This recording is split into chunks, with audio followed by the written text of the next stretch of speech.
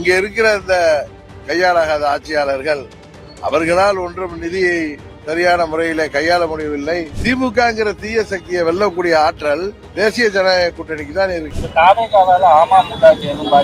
வாக்குகளை வீணடிக்காமல் தேசிய ஜனநாயக கூட்டணி தான் சரியான தீர்வு. அதற்கு ஆதரவு அளிக்க வேண்டும்.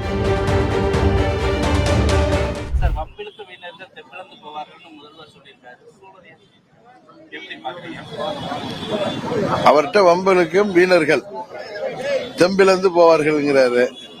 தமிழ்நாட்டு மக்களை ஏமாற்றுபவர்கள் இருக்கிற இடம் தெரியாமல் போவார்கள். அதுதான் அதற்கு சரியான பதிலா இருக்க முடியும்.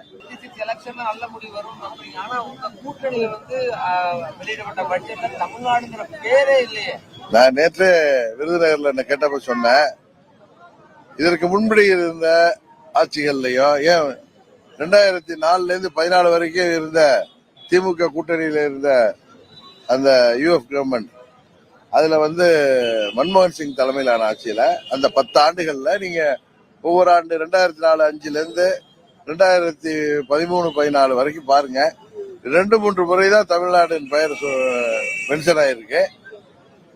பொதுவா ஒரு மத்திய அரசாங்கம் பட்ஜெட் அறிவிச்சுன்னா அது அனைத்து மாநிலங்களுக்கும் பொதுவானது. பல்வேறு திட்டங்களை அறிவிச்சிருக்காங்க. இங்க இருக்கிற இந்த கையாளாகாத ஆட்சியாளர்கள் அவர்களால் ஒன்றும் நிதியை சரியான முறையில கையாள முடியவில்லை. அவர்களுடைய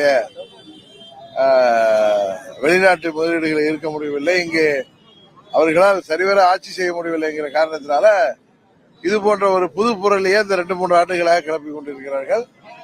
14ஆம் ஆண்டிலிருந்து திரு மோடி அவர்களின் ஆட்சியில 10 ஆண்டுகள்ல பல்வேறு திட்டங்கள் தமிழ்நாட்டுக்கு கொடுக்கப்பட்டிருக்கிறது. இதெல்லாம் ஒரு இந்தியாங்கிற ஒரு நாட்டில் அனைத்து மாநிலங்களுக்கான பட்ஜெட் தான் இது. ஏதோ ஒரு சில மாநிலங்களுக்கு நீண்ட நாள் கோரிக்கைகள் இந்த ஆண்டு நிறைவேற்றப்பட்டிருக்கலாம். அதுதானே தவிர இது ஒரு பொய்யான குற்றச்சாட்டு. கூட்டணி கட்சின்றனால இவ்வளவு சாயம் பூசுவது போல தெரியுது சார். உங்களுடைய அரசியல் அனுபவத்துக்கு இவ்வளவு நேரம் நீங்க அந்த கூட்டணியை விட்டு வெளியில வந்திருக்கணும். தமிழக மக்களுக்கு அநீதியில இழைக்கப்பட்டிருக்கு. இல்ல, நான் தான் உங்களுக்கு கிளியரா சொல்றேன். தாய்மொழி தமிழ்ல தானே சொல்றேன். நீங்க 2004 இருந்து அப்ப நம்ம ஊரை சேர்ந்த திரு பி. சிதம்பரம் நிதியமைச்சராக மத்திய இருந்தப்ப எத்தனை ஆண்டு அவர்கள் தமிழ்நாடு பெயர் உச்சரிக்கப்பட்டிருக்கு நீங்க சொல்லுங்க. அதுக்கப்புறம் நம்ம அடுத்த முறை நான் வர்றப்ப உங்களுக்கு நான் அந்த குறிப்பே தர்றேன், எந்த ஆண்டுலன்னு.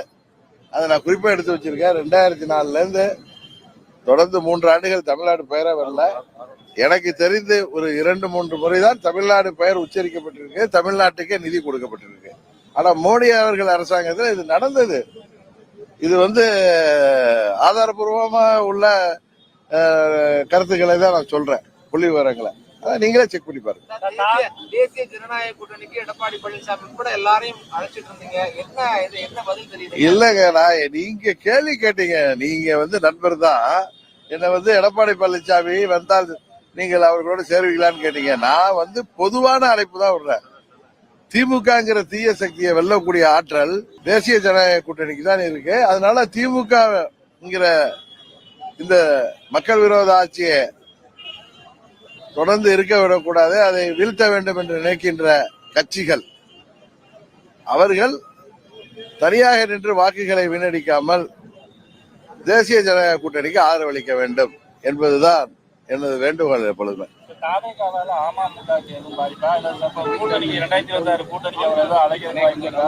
நான் தான் ஏற்கனவே சொல்றேன், கிளிப்பில்ல மாதிரி சொல்லிட்டு இருக்கேன், திரும்ப திரும்ப சொல்லிட்டு இருக்கேன். திமுகங்கிற தீய சக்தியை வீழ்த்த நினைக்கிற கட்சிகள் தனித்து போட்டியிட்டு வாக்குகளை வீணடிக்காமல் தேசிய ஜனநாயக கூட்டணி தான் சரியான தீர்வு. அதற்கு ஆதரவு அளிக்க வேண்டும். அதுபோல எந்த கட்சியாலும் அம்மாவின் தொண்டர்களுக்கு பாதிப்பில்லை.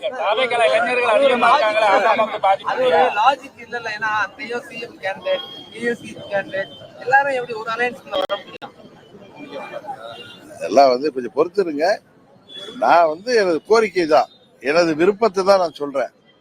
இதுல என்னன்னா, திமுகவை வீழ்த்தணும்னா எல்லா கட்சிகளும் தேசிய ஜனநாயக கூட்டணிக்கு ஆதரவளிக்கணும்னு சொல்றேன். இதுல அந்த கட்சிகள் தான் யோசிச்சு தங்களுக்கு முதல்வர் பதவி பெருசா திமுகங்கிற தீய சக்தி வீழ்த்தப்படணுமாங்கிறது அவங்க தான் முடியும்.